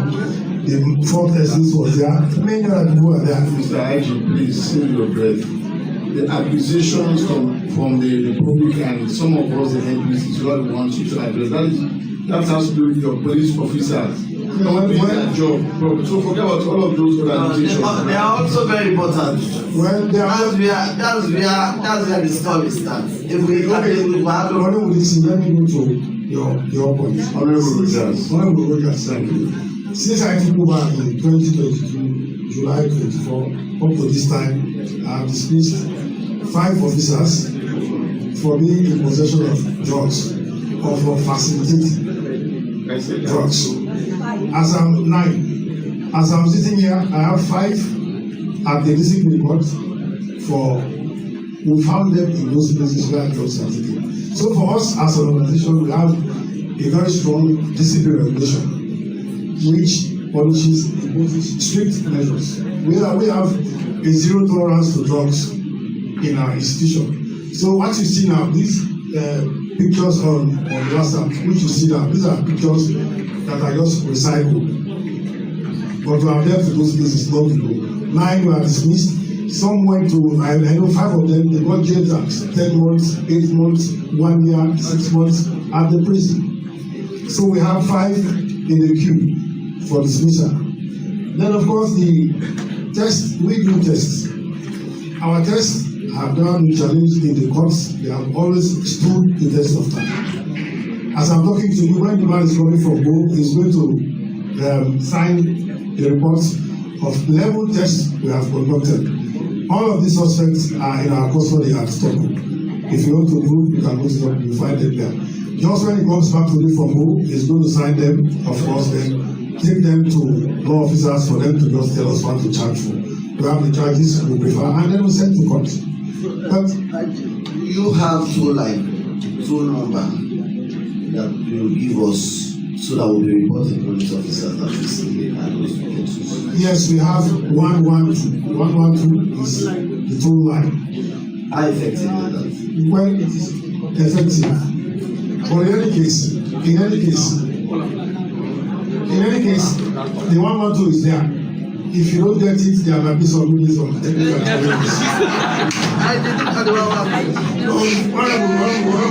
Honorable Chairman. It's not always toll free line spot. It's not always toll free line spot. But what we are saying is, we are always ready. Each time. IG, this is Salone. Yes, sir. We are representatives of the people. You have to lie. You know why? We all want to be part of this fight now. If we see your police officers anywhere, there should be an active line where we can call any police officer and say, come to this site, this person is there, this is what they are doing, this is the people. Yes. We just call 112 to emergency. I have 2 toll lights. When I set up, want to verify so that let's assume there's a police officer taking drugs. On our officers, I call 900. Is it for drugs or general toll line? Well, that one is for specifically to direct the patrol people to wherever I think there is something happening that is affecting the mass of the public. That one is for the police patrol people which we track. We have a tracking system for our patrol people. That is the number for the base station, and every patrol people has a number. The other toll line you give us. No, toll line is always busy. No, everywhere toll line is always busy. They have to log in to get it. Honorable member, let's have one meeting, please. IG. The allegation is your police officers are baby. Some of them are directly part of the process of taking drugs, some in the process, and some when report are made to them, they release using their own discretion to the embarrassment of the public. Because for instance, if I report the police, as I report a Kush case, and the person goes and reports back immediately, that's just an embarrassment. Then there was no need for me to report. So these are the allegations that have been made. For me, I take those pieces of information as management information. Thank you. But for me, each time such a matter is reported to me, I think the best person. Do you want to take notes and do more trainings and meetings with your police officers? I do that every day. Each time we are meeting at commander's level, one of the things I emphasize is rates and those activities of insanity in the community. Thank you. Honorable. Yeah. The last Thank you very much. Thank you very much, Mr. Chair. Mr. Chair, honorable members, and our guests, I'm happy for this particular session because we, the women, are crying because we are losing our children. We are losing the hopes of this country.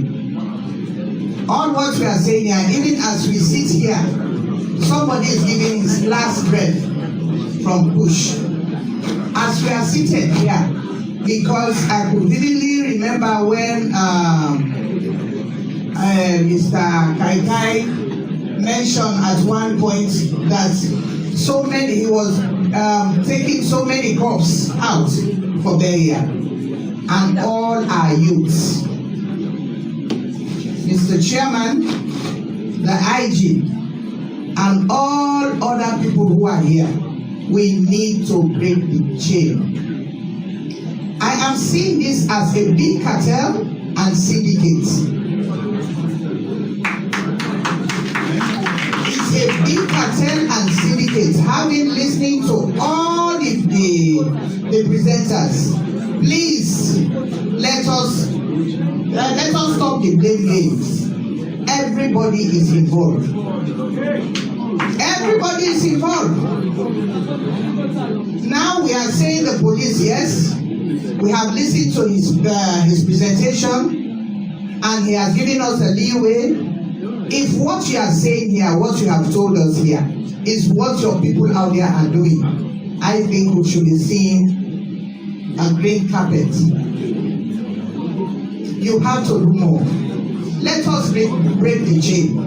Our landlord, you know, the bulk of this thing is being placed on the port, but there are other areas that we need to concentrate. That is not the only place, and you have heard from IG, the airport, and other porous areas, like the local entrance.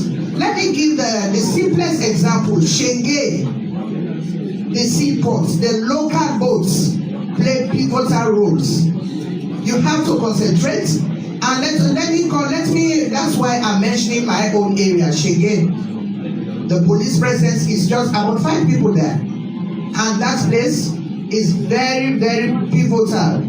People use that boat, people use that passage to go everywhere to bring all the substances. If we really want to fight this cause, we need to break the chain. Let us all come together. And I'm very happy we are all in it together. We are not going to blame games. We are just lawmakers. We are arbitrators. You have the bulk of it. And when we go back to Parliament, we will just say, this is what we have to do. All of us will come together, and thank God we are all in it together. We don't have opposition in this, because this is a common enemy. If it is not you, it is me or my relative, one way or the other. It is not only about those people who are finding jobs because they are not getting job. Now they get so to now they can drink Kush. There are other educated people, police, colleges, doctors. They are part of this. So we need to break the chain. And about NRA, I want to differ from my sister, but she's not here. When she said they don't have to do what? We have to save lives. Even if it takes us how many months, let us take time. And from Mr. Bio, you said if we say we are going to check thoroughly, we will stay there and be you cry of the public. Let them cry instead of crying bitterly for our children. Let them cry. Let us take time. Say 6 months. Within 6 months, if we really want to fight this cause, let us take this say for 6 months, the first 6 months, and let us see how it works. Whether they will shout or not, but as long as we have fight these legacies, and let us have this constitutional collaboration.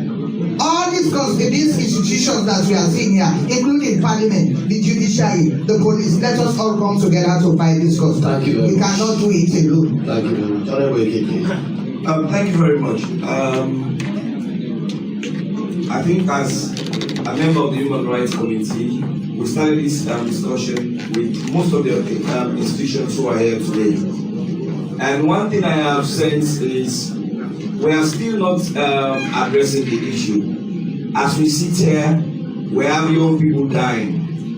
As we sit here, we still have young people in those ghettos taking Kush. And what we've done as government institutions is to blame one another. This is not a solution. And I don't see the solution coming from this set of people we have called. We've just wasted our time today.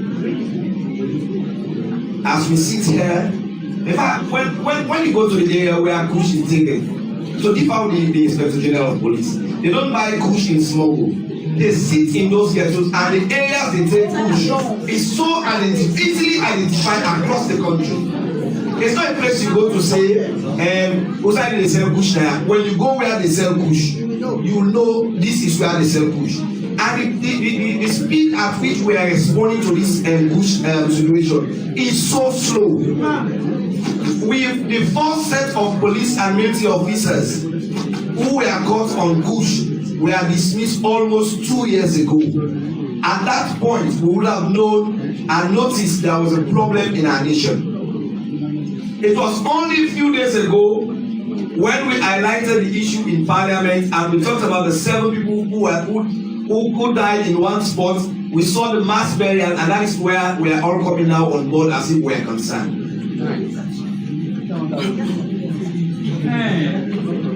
This is now when we show as if we are concerned as citizens. Our problem is simple. We have just basic facts. As Mr. Bio has said, I will not give out. If we go to Shat, every container will delay. Simple. The IGP, let us stop offloading containers at night. So wherever containers go in Western area or any part of the country, let it be offloaded during the day. Secondly, we go to if we want to Shat every container, you highlighted a simple issue here. You say even when they capture the drugs and the key, we don't have owners. Let the shut of the containers be done where they are being offloaded. So by the time they are taken to your residence, we know this container is Mr. A's container and it is in Mr. A's residence. The police go there and shut before it is being offloaded. Simple. So we give nobody to the custom department and NIA to say we don't have space in the key. You don't due diligence as custom. This container is going to client town. We inform the police go there to shut. Simple. Thank you very much. I have not, let me not just land, please. I have not landed. Let me land. Secondly, our problem now is holding centers. I was expecting the Ministry of the CMO to tell us what is the current state of the Kerrytown holding center we used to have. I was not expecting you to come and just tell us the formula and how it is fermented. Now we have the problem. You used to have all the structures for COVID and Ebola. We are expecting, as you come now to tell us, 40% of all those structures that were formed from the chiefdom to the national level will have been reactivated to help the police in combating Kush. But to tell us of how it is being fermented and how all we discuss here is to just how to stop what is coming in. Good. How do we address what is in already?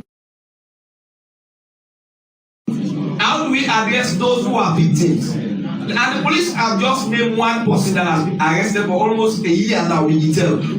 Ever since Bigitel has been arrested in the East, there is more prevalence of Kush and drug in the East than before. And you have Kush in Lumley, you have Kush in other parts of the Western area, and I can tell you, even in the smallest village in Taria, in Gambia, there is Kush. So our problem is, Kush is not sold in isolated places. They sell them where we know, our police officers know, and I'll tell you, most of the successful raids the police have done in Gambia are raids being done by other police officers that are not within the district. So those within the district who know where the centers are, what are they doing? What are they doing? So for me, Mr. Chairman, let's look out, how do we get the centers? 50 people are in polling center. 300 have been buried. You have more in the streets languishing. If you look at the pictures of just those gathered in Waterloo today, there are more than 300. Where do we take them? This should be the discussion. How do we take them? How do we get way to to get the drug out of their body. That's what we should be discussing, not blaming each other here. And sadly, for members of parliament, maybe you've not noticed this. I went to the Drug Law Enforcement Agency with my team, Human Rights Commission. We noticed the entire NDLA that is to coordinate drugs in Sierra Leone. There are only 12 members of his staff. And they don't even have a bicycle. Yes, sir. Their allocation for a whole year is 1 billion. And even that one is not forthcoming. As he sits here, he's just energized because he's fighting Kush and other things. His salary is just as small as that of even a principal in the secondary school. It is demotivating. You cannot fight a serious situation of this, having huge money into it, and the agency that is expected to coordinate all of these energetic forces is being demotivated. How do you expect him to go to Waterloo to see those who have been captured on the line? It is sad. Thank you. Noted. We catapult this for the ministry of finance. Thank you. Yeah, Adam. Pastor. Honorable Reverend, please go ahead. You don't have time. Please. Thank you, Mr. Chairman. My leader, I want to thank all the speakers. My name is Honorable Fatmata Sarah Sokina, the Reverend. That is why I'm interested in this drug issue. I have been fighting Kush for 3 years. I just launched the Saving the Dying Youth last month. And the commissioner for Kush, for drug, I'm sorry. Let me tell you, Kush is the most highest drug in Salone right now. So I am not even afraid of saying he is the commissioner for that. Government has put him in that position. And he is doing his very best to make sure our kids are out of the street. For 3 years, I've been in most of these communities that take drugs. And I know most of these ghettos and all of these people who sell drugs, most of them, especially in the Wilberforce, Templeton, Pomoto, etc., most of them, Jagema, Longley, have been there and have arrested me and my team. One of my team is Madam Abio, the paramount chief of Bond's wife. We have been to those places and we have arrested those Kush. We arrest them, we put them in water, wash them away and throw them. Some of them are over 20 million. Some of them are 15 million. We are afraid to do that when we were fighting the Kush in 3 years. But when we launched this program, where our humble servant, Jaffa was there when we are launching, and we are giving that power and mandate to do more. These days, we have arrested over 100 million, me and my team. We arrest the Kush, we wash the Kush and throw it away. Mr. Chairman, I just want to make one statement. That is why I wanted to say something. All of what you are saying here cannot take Kush away from Sierra Leone. All of what you have said, I will bite you again. It will continue to grow. As far as I have been in the fight against Kush, what will stop Kush in Sierra Leone, let me tell you, is a simple statement that stops rape in Sierra Leone.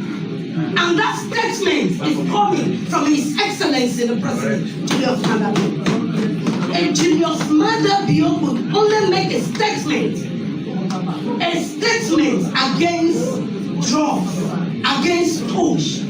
And we will say bye-bye to Kush in Sierra Leone. It is a policy statement. Let it be a policy statement. The President gives a policy statement, and that policy statement will take us out of Kush. For everybody, those who are selling Kush, they are big funds, let me tell you. They are big funds. And most of us sitting here, we know them. We know them. They are big funds.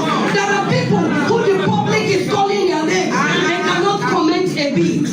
But they are big funds. But let me tell you, if His Excellency can make a policy statement, and that policy statement, Kush, bye-bye is Thank you. I started by saying, when this motion was moved, names have been names have been named when you look at the social media. Like the Honorable said, big names, some very influential.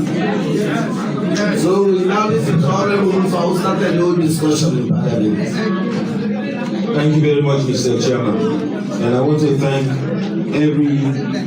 every department agency that made it to this invitation. I want to thank especially the IGP. As a parliament, we need to design a new law for Kush.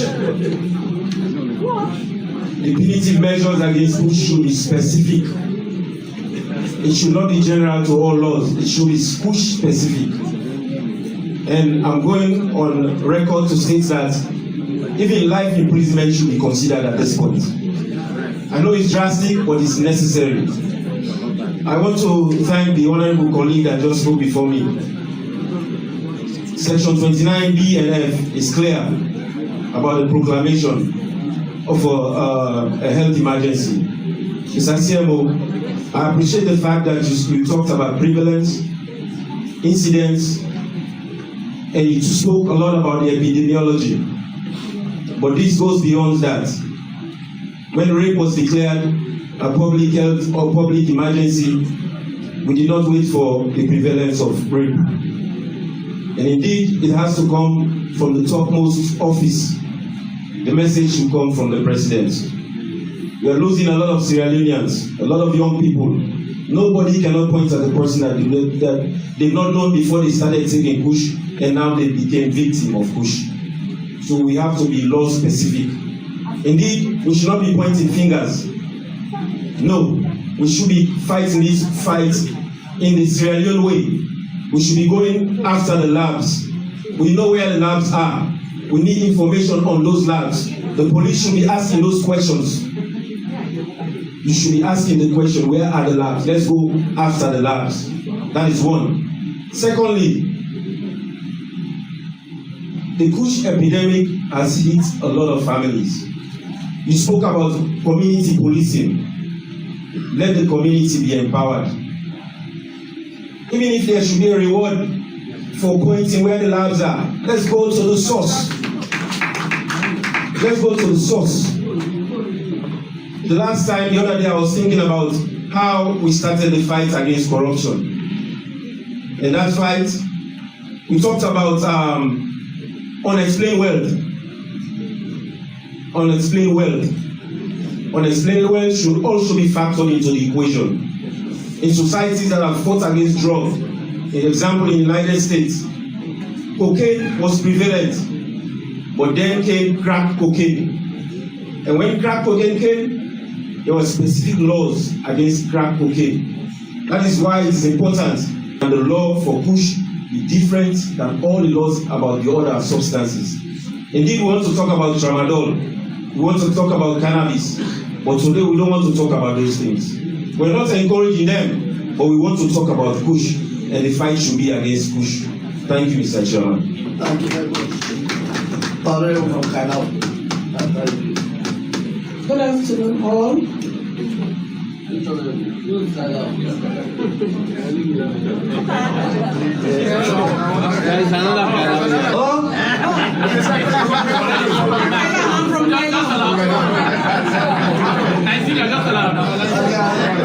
I'm from Thailand also. Good afternoon, all. What I want to say here is that, Mr. Chairman, you cannot give out what you don't have. We expect the police to do their work, but in doing their work, they are constrained. Let's say the truth here. A commissioner, a whole commissioner is paid 3 million. A constable is what honorable members. They are constraints everywhere. Yes, but what I want to say, can you compare your salary to that of the Liberian Senate? We want to fight corruption. We want to fight drugs. And in fighting, this is a bitter truth that we have to hear. Honorable, can we keep that for the budget speech? Okay. Thank you. Honorable.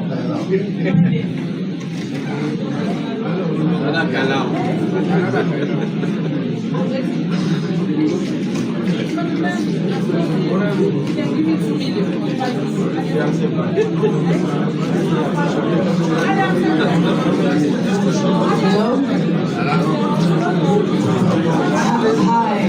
let's have one meeting, please. If you are tired, you go out. I'm also the Honorable from Kailau, Honorable Margaret Johnson. Thank you, Mr. Chairman. This meeting is needed. When we're talking about drugs is everywhere. Addiction is an issue, and it's worrying that we're seeing data coming from the only psychiatric unit, over 2,000 in 2023. What we have to do, I'm glad that the civil education people are here. When you're dealing with combating drugs, we already know the drugs are in the country. We know that the drugs are here. What we need to do, how do we prevent it becoming worse and continue to kill people? We know it's dealing with the young people at the moment. So we need to be thinking about educating the young people, going into the schools, teaching them about drugs, how to encourage them to ensure that they don't take drugs and become dealers as well, because these young kids are becoming dealers. We know they are selling the drugs. So we need to be teaching our children in schools. The educational system needs to ensure that they're doing these things. We also need to have doctors' lessons. Honorable members, please. We are almost at the end. Oh, you have 2 minutes on this. When we say testing drugs, we know that addiction, drugs, it's not just limited to young people. We are thinking it's the young people, but we know that Kush may not, there's even probably members of parliament, we don't know. But until we can have a space for them to actually be treated, we will have problems in controlling those drugs. The second thing is pharmacy board, the labs. Honorable members, please, honorable. One mistake. Pharmacy board needs to do a lot more in terms of containing these labs. They give permits in terms of controlling the chemicals that come in at use at therapeutic levels. Therapeutic levels, but we know that they are being diverted from some of these labs are going out to the streets being used for these drugs. They do not just go, people just don't smoke them. Pharmacy board needs to look more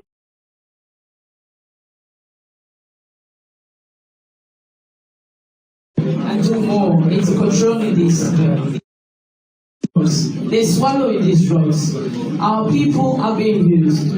Being a deputy chair of human rights, human trafficking, very decent character, but you have been placed before an institution that is characterized by a lot of social vices in society.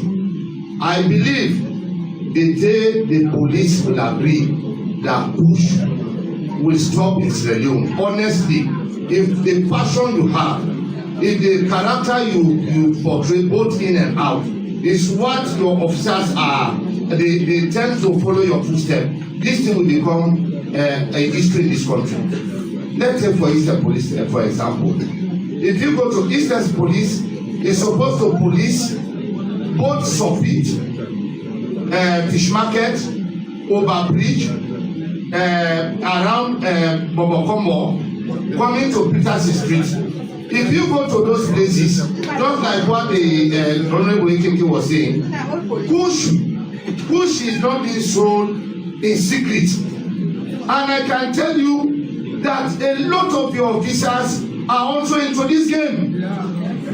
They are either they are selling them directly to the. How can somebody be incarcerated in the cell and you go to follow up that particular individual and you find Kush in the mouth of the person that is behind bar? Who must have facilitated? And when you are going to the cell, they will make sure they search you. You empty the content of your pocket in order for them to know whether there is anything harmful or contraband in that your pocket. But at the end of the day, if you go into the cell, you find the packet of tobacco, the remain of Kush, and the one that is killing these people, Mr. Chairman, is the one they are manufacturing in Sierra Leone called the Jagaban. Jagaban is not imported. Jagaban is manufactured here in Sierra Leone. So I believe another method that we use is for us to work with traditional leaders, paramount chief and headmen. If we bring them together, they work together with the police, I believe we'll be able to weed out some of these agents that are trading these things in our community. Thank you very much. To the last speaker on this side, and we will have statement from Nasi. That's it. Yeah. Thank you very much, Mr. Chairman. It's the traditional ruler from Kailao. The home of the Honorable Paramount Chief Oregondo, PCM Kailao Street. Mr. Chairman, I want to believe that this engagement is very timely. I am speaking on behalf of all the paramount chiefs of Sierra Leone. Mr. Chairman, I know you agree with me that 90 to 95% of the youth taking these schools are from the provinces, from our local communities. Some of us know them very well. So as the last speaker was saying, no matter how the police, fight against the use of the schools, believe you me or not, if you don't involve the traditional leaders, the paramount chiefs in particular, this fight will be very, very difficult. It happened when Ebola broke out in this country some years back. The paramount chiefs were sidelined, they were marginalized until of place they brought us on board. And when we came into the fight, believe you me or not, within a couple of weeks, Ebola died down. It was eradicated. But again, we cannot fight this fight if we don't have the necessary logistics. So my appeal, Mr. Chairman, is for us, traditional leaders. I'm saying this on behalf of all the paramount chiefs. Some of us have bigger children, wide areas to cover, and we cannot work on foot to get to those villages. So if we are given the necessary logistics, Mr. Chairman, I assure you, we'll put this push issue behind our back. That is my contribution. Thank you very much. Honorable members, I said this is the beginning of the meeting. Generally, let's have a meeting, please, where this meeting is a public meeting. Our next meeting will be a closed door meeting. Where we'll now make strategies on how to fight this illness. Today, we have held this meeting in the presence of the public and media. The next few weeks, we'll be calling this team again, and we'll call the judiciary. We'll have a closed door meeting where we strategize to catch those reporters. Because whatever we say here, we know these reporters, their ears are here. They are here. Their representatives are around. They want to know the strategy. The essence of this meeting today, we have identified all the problems we have known. Our next meeting, IG, is for us to come and sit Parliament and the team, and it will be a close-up meeting where we will strategize now. We will not leave this fight with you. We are going to be fully part of this fight. Pharmacy board, you need to step up. You haven't said anything. I don't say I have said a lot. But if we are going to fight this fight, you are part of the key, you are part of the airport, you are people that in this fight. You understand? So our next meeting will be strategizing on how we'll continue this fight to the end. We must defeat this fight. We must defeat, we must win. So we listen to Nasted. They have also been part of the fight. Yes, Mr. Tutange, is he around? If he's not around, then we will conclude with Mr. Fufana, who was the second of the motion, to have a final fight, and we adjourn this meeting to the next closed door meeting. The next closed door meeting will be a strategic meeting on decisions and way forward. We are not making decisions and way forward because we know the importers are here, their representatives are here. Maybe we are on tape, maybe they are listening to us and they want to know our strategy. The next one we'll form our strategy and we'll arrest them. Yes, thank you, Mr. Chairman. Having said it all, I am now going to waste or dwell into all what colleagues have discussed.